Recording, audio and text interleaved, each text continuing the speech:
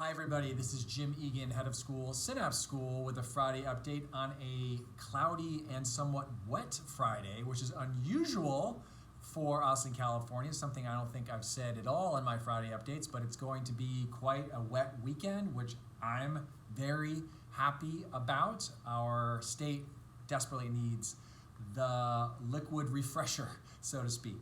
So I have an update today. I'm going to frame it in the context of people and place and program. I'll start with people first. We have our annual fund ambassadors set. We had our first meeting today with those ambassadors. I want to thank those staff members and parents who are volunteers. We'll be sending those names out soon. They will be available to help answer questions and sort of push us from 50% right now in our annual fund to 100%. That's the number one goal. 100% participation from all community members sends a signal of mutual admiration and support for Synapse, but also is important if we were to look to get a bank loan or want to apply for a grant, right? That 100% means a great deal. And so those ambassadors, I want to thank you. And parents and people, you'll be getting those names soon. I also wanted to point out someone who was added to our equity, inclusion, and diversity steering committee. That's Sarah Carberry, our veteran level 1 kindergarten teacher. She is an exceptional educator and someone who really understands the curriculum that is necessary to guide kids in positive self identity. Right, and so she's going to help us in our work in equity, in inclusion, and in diversity. And for those of you who may not remember, our work is rooted in anti-bias education, and that term and that curriculum has come from years and decades of research, and it's really geared towards early childhood education. So as a school that's K, I thought that was critical. And it's values-based, it's principles-based, and it's really about teaching kids and adults to love themselves and respect themselves as well as others and all people, right? So that's something that I'm really excited to have Sarah be a part of. I can't think of anyone better for the task at hand. So that's a little something about people. In terms of place, I want to give you an update on our testing. Things are moving ahead. We're using Q. As I've said before, we'll likely pivot once vaccines are available, which could be any week now, we'll pivot to antigen tests, and there'll be plenty of updates along the way on that. In the meantime, I have had some parents ask me what happened to the survey feedback, and why aren't we able to use Q in the evening? So one, I have the feedback, I've closed the survey, I've taken that feedback, read it, and explored it with leadership, right? As I've said before, vast majority of the feedback is Q has been great, game changer, love it, keep it up, thank you. Like that's the vast majority. Sure, there have been a few people saying problems with those cartridges that didn't work correctly, or there's stress in the morning. So let me get to that in a second. There's stress in the morning, right? We have multiple kids.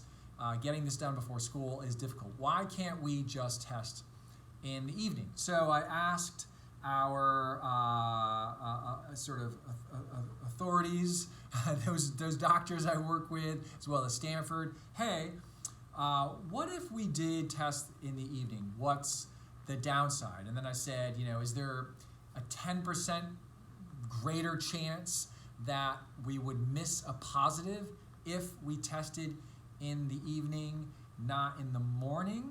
And they each said maybe, right? And so that was enough for me to say then we're going to just stay the course, right? We're just a couple weeks out from the vaccines being available for our youngest learners. It has been working. We know there are positives in the area. We've caught a couple through our testing program. To make that change now does not seem prudent. I know it can be difficult for families to have to test in the morning. I get it, but we're so close to the vaccine, that finish line that is the vaccine, that we're not going to make any changes to our protocol right now. So we just have to hang in for literally a matter of days at this point. So I wanted to point that out. Something also that's exciting to announce in terms of program. As I mentioned, vaccines, everyone knows they're coming. Everyone knows they're going to be required by now. We have a wonderful parent who reached out to me, and I had a meeting with him today, who is offering his services. He has a startup that is a virtual pharmacy, and he is able to administer the vaccine. His team can come to our campus and have a clinic on a Friday. So the tentative plan is to have that offering available to our families. And again, I'll send an email about this as well. But we will be likely offering vaccines here for our kids on the first Friday of November. Again, lots has to line up with the availability and how are they going to be delivered to these pharmacies and doctors and what have you, but we would like to have this be a site for as many people as possible. So you can send me your feedback and your thoughts on that, whether you think that's a good idea or not. I'm sort of socializing the idea right now, and again, we'll give you specifics just in an email, not in this video, but that's the plan, to have vaccines administered on site the first Friday in November. Okay, that's the news.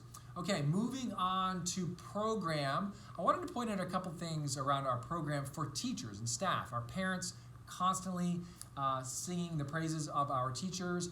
They should. They're exceptional. And I wanted to update you on how, some of the things that we do to make sure our teachers feel supported. Sure, we're going to pay above market rate. Great. We're going to offer wonderful benefits.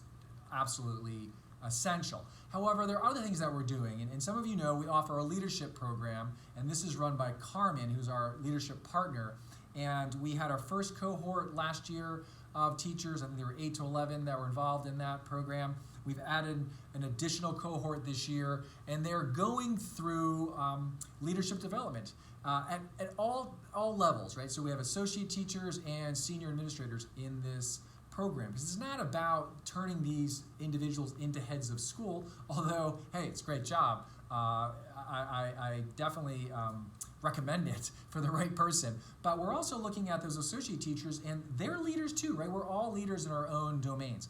And so Carmen is working with these folks on action plans. She's listening to their fears, listening to their desires, and this is how we grow people, right? Every one of our staff members is going to go through this leadership training. It's not just a select few. And I've heard back from teachers that this is they feel supported with this program, right?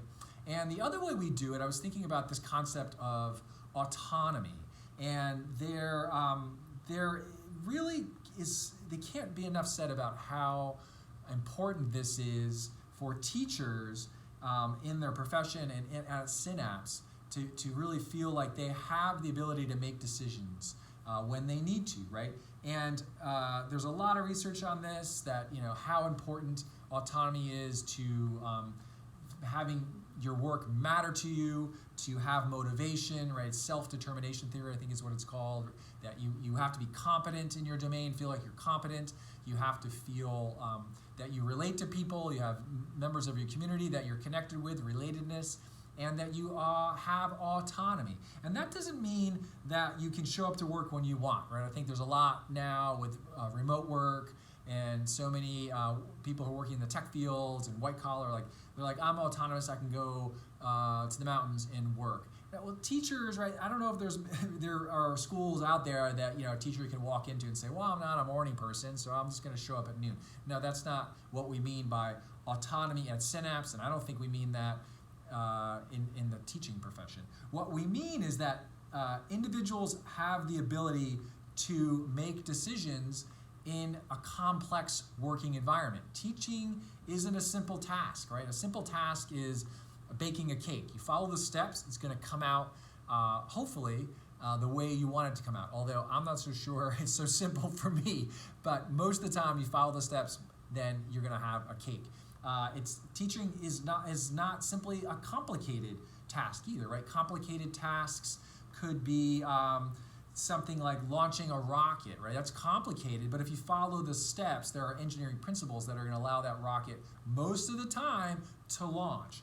Teaching is a complex task, parenting is a complex task, right? A 3-year-old or a 4-year-old is complicated, and raising a 3-year-old, you can't break it down into steps. They're changing every day, and every child is different. So think about a classroom of 5-year-olds, right? Every kid is different, every day is different. That is a complex task. And if teachers don't feel supported to have the autonomy to make decisions in the best interest of that classroom and of each child, their morale and motivation is going to sink. I am very proud that we created an environment where our teachers feel supported. They are allowed to make decisions in collaborations and also autonomous. And I think if more schools really understood the importance of autonomy for the students, right, so that they have voice and choice, but also for the staff, for those teachers, they would have a better shot at having a motivated teacher and a motivated staff. And so that's something we're proud of here. It's something we work really hard on, and we get feedback from staff on all the time. Wanted to let you know that's where my head is this Friday, and looking forward to next week and a wet, soggy weekend, actually. Enjoy it. You might be inside. That's okay.